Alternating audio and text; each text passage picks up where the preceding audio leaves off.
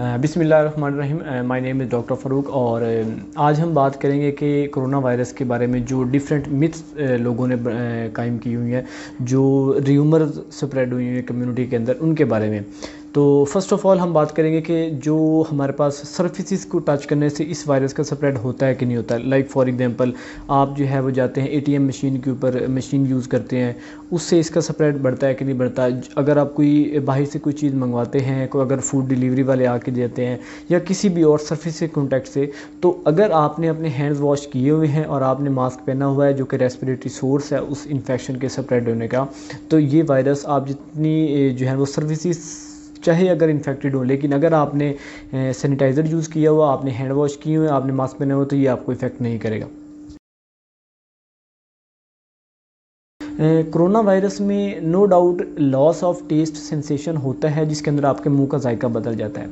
लेकिन ये ज़रूरी नहीं है कि ये सिर्फ उसी वायरस के अंदर हो, और भी काफ़ी सारी हमारे पास कंडीशंस हैं, डिजीज़ हैं, जिनके अंदर आपके मुंह का जायका बदल जाता है। तो अगर आपको लगता है कि आपके मुंह का जायका बदल गया, तो इट इज़ नॉट नेसेसरी कि आपको कोरोना हो गया। लेकिन चूँकि अब एक पैंडेमिक है तो और उसके अंदर हर पेशेंट को ये फील हो रहा है, तो to be on safe side हमें टेस्ट करवाना चाहिए। लेकिन ज़रूरी नहीं है कि मुँह का जायका बदलना कोरोना वायरस की वजह से भी, और भी काफ़ी डिजीज़ हैं जिनके अंदर जायका बदल जाता है।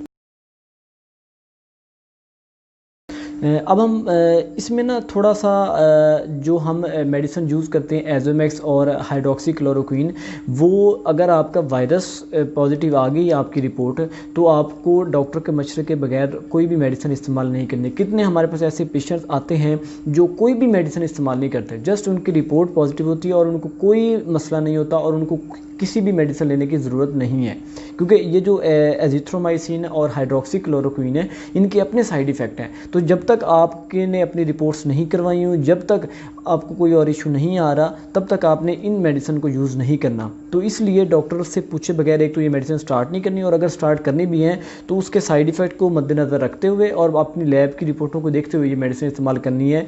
और ये स्टार्ट के अंदर तो जो हमारे पास हाइड्रोक्सी क्लोरोक्वीन है उसका बहुत ज़्यादा रोल था, लेकिन अब आप देख सकते हैं कि कितना इसका जो है यूज़ जो है वो काफ़ी जो है रिड्यूस हो चुका है।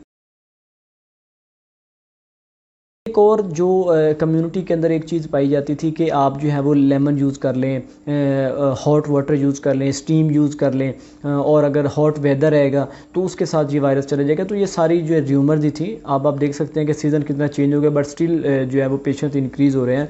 तो ना तो गर्म पानी पीने से, ना जो है वो कोई गार्लिक या ऑनियन वगैरह यूज़ करने से, इवन जो आजकल एक सना मक्खी टाइप जो है ना वो चीज़ आई हुई है, तो उसके भी जो है ना कोई साइंटिफिक एविडेंस नहीं है, उनका कोई रिसर्च बेस्ड स्टडी नहीं है इस वायरस को बीट करने के लिए। तो ये जो सारी मिथ हैं, ये सिर्फ जो है ना वो एक लोगों के माइंड में चीज़ें, इनका रियलिटी के साथ जो है वो कोई लिंक नहीं।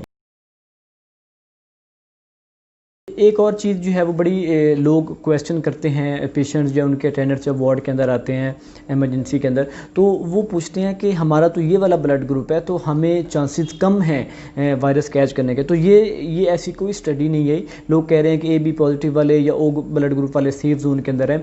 तो वायरस जो है वो इरिस्पेक्टिव ऑफ ब्लड ग्रुप, आपका जो मर्जी ब्लड ग्रुप हो, वो आपको इन्फेक्ट करेगा। इसमें कोई स्पेसिफिकेशन नहीं है कि इस ब्लड ग्रुप वाले सेफ रहेंगे।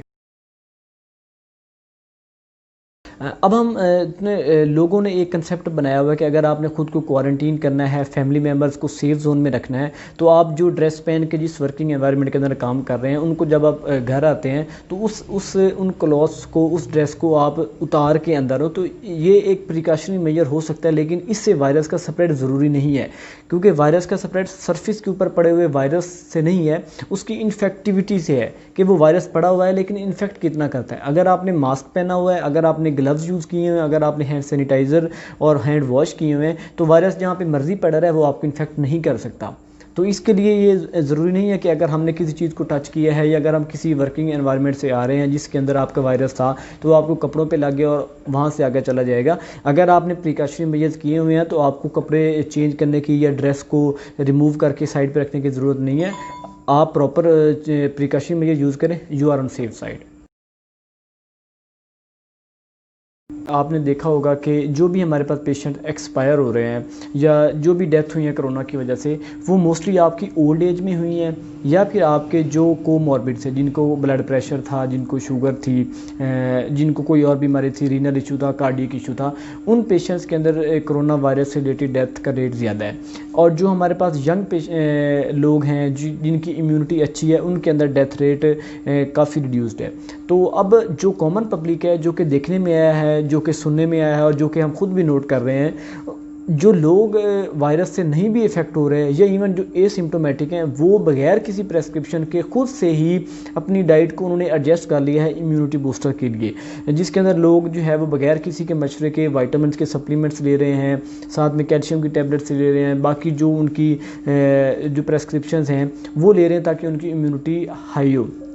No doubt it is a good thing.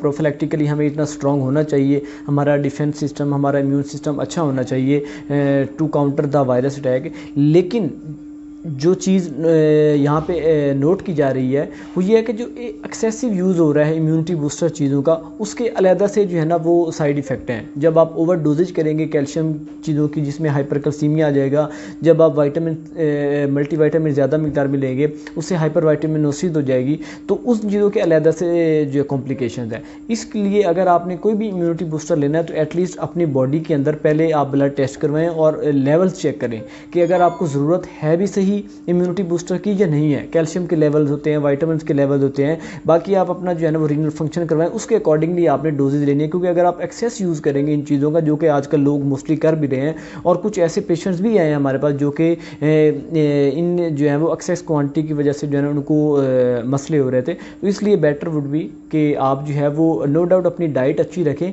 लेकिन जो अननेसेसरी चीज़ें हैं जो कि बगैर किसी की प्रेस्क्रिप्शन के और बगैर किसी लैब वैल्यूज़ के आप यूज़ कर रहे हैं, उनके अलहदा से साइड इफ़ेक्ट हैं। सो इस प्रैक्टिस को जो है ना वो निगेट करना चाहिए। और जो भी कॉमन लोग हैं जो कि समझते हैं कि उनका जो है क़ुव्वत मुदाफ़त का निज़ाम कमज़ोर हो चुका है, ख़ुद से ही वो एज्यूम कर रहे हैं, उनको ये चीज़ें नहीं लेनी चाहिए क्योंकि इनके अलहदा से भी नुकसानदेह होती हैं। इसलिए अगर आपने यूज़ करने हैं कोई भी इस तरीके की चीज़ें, तो एटलीस्ट अपने डॉक्टर से पहले कंसल्ट करें ताकि जो एक हेल्दी डाइट प्लान है वो आप उसको मेनटेन कर सकें। Thank you.